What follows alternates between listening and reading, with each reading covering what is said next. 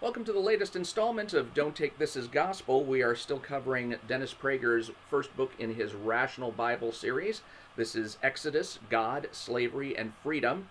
We are now at the end of we finished chapter 8. We are now into chapter 9. And again, I will provide the link to this book. If you want to go ahead and read the whole book, I'm just going to be commenting on certain portions of it. The link to the book is in the YouTube description. So, we're at the beginning of chapter 9, and the Lord is saying to Moses again, go to Pharaoh and tell him that if you don't let the Israelites go, then the hand of the Lord will strike your livestock in the field, the horses, the donkeys, the camels, the cattle, and the sheep, with a very severe pestilence. And Dennis Prager comments that God is now going to strike the animals which are sacred to the Egyptians with pestilence, exposing the impotence of their animal gods and reaffirming that only God is divine and nothing in nature is. So wanted to talk about that a little bit because that is one of the major themes of the Bible, is that God created nature, God is above nature, God is not part of nature, and God is not in nature. God is something transcendent from all of everything that he created. There's God, who is the self-existent I am, and then there is nature, whose existence depends on God's will. It was created at the will of God. It remains in existence at the will of God. So nothing in nature is worthy of worship. Only God is worthy of worship. And it's interesting because there's a story that doesn't appear in the Bible, but I have seen it in some Jewish commentary, and I think it appears in the Quran. And it's a story of Abraham, who, he's the progenitor of all the Jews. And Abraham, when we come to the Bible in the book of Genesis and we meet Abraham for the first time, the only thing that we hear about Abraham is that he was called by God to leave his homeland and venture into the land of, I think, Israel and the Canaanites, and basically he'd be inheriting that land at God's promise. But it doesn't say anything about Abraham's background. It only says that his father was an idol worshiper, and I think it says that, and that he comes from this place that worshipped idols. But it doesn't say what made him different. It's almost as if God just kind of picks him out of the blue. Well, in Jewish commentary and in the Quran, I believe, there's a story about Abraham in which he's trying to figure out, who is God? What is God? How do I know what God is? And so he starts looking at various things of nature. And, for example, he looks at the sun, and he says, is God the sun? Well, and then he sees the sun set. And he realizes that, well, no, I mean, God wouldn't, be hidden like that for part of the time. Or God, would not be so inconstant. And then the moon comes out, and he says, well, is God the moon? But the same thing happens. The sun rises, the moon fades away, and Abraham's like, well, no, God wouldn't be like that either. And then if you look at all the natural world, you find things that can be disheartening or repellent or indicative of the fact that they are not worthy of worship. For example, most everything in the natural world, I mean, practically everything, can decay in some way or be eroded away in some way. A drop of water, even mountains can have their soil washed away by the rain.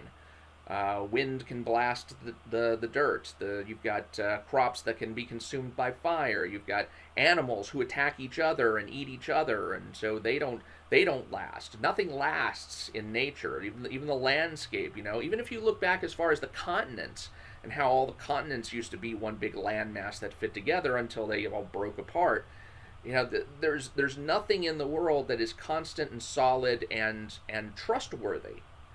And because of that, I've never really understood the view of people who were pantheists or panentheists. Pantheists are people who believe that the universe is God, that we are all part of God, that we live within God, and that God is everything in the universe. Never really understood people who thought that way. And the reason being is that, well, if you're saying that everything is God, then you're saying that feces are God.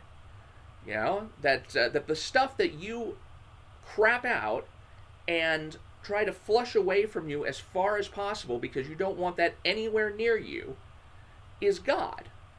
It's like, what are you even saying then? And not only that, but you're almost saying that, okay, so there is this fundamental non-difference between something like feces and something like flowers. It's like, if you can't tell the difference, if you can't say that there is something attractive about flowers and something repellent about feces, there's something wrong in your makeup. You know, and you wouldn't expect God to be like that.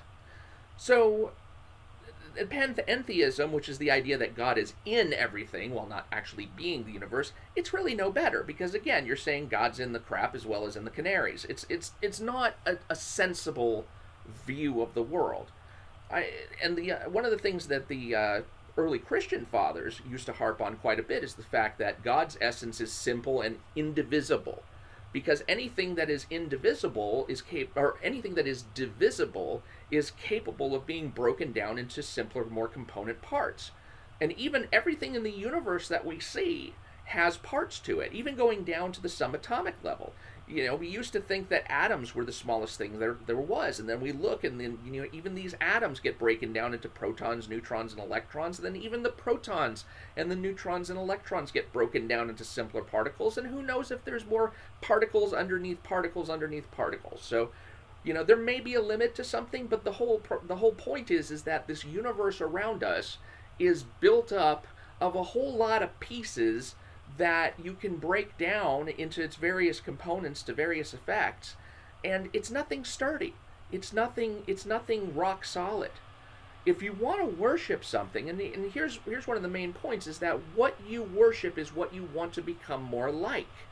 So if you want to become more like something in the universe, then you're going to be trying to make yourself more like something that decays, more like something that is violent, more like something that is defenseless against other aspects of nature, something that could crumble, something that other people can shape to their will.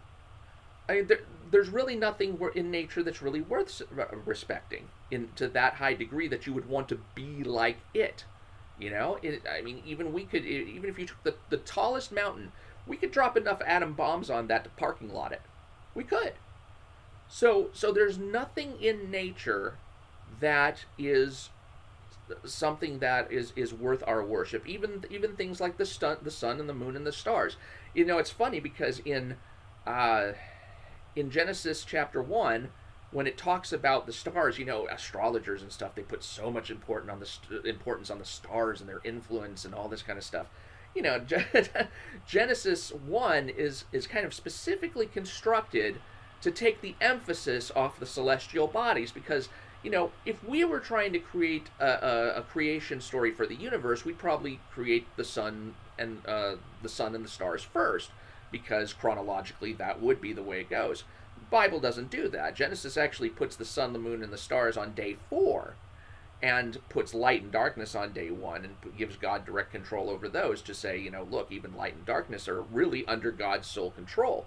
And as far as the sun, the moon, and the stars go, those are just entities that God has created later to appoint over and rule those particular things. And the stars, yeah, he made the stars also. I mean, it literally says that in Genesis 1, that he made the stars also. It's almost like as a casual afterthought. You know, don't treat them as important. Don't treat them as governing your lives.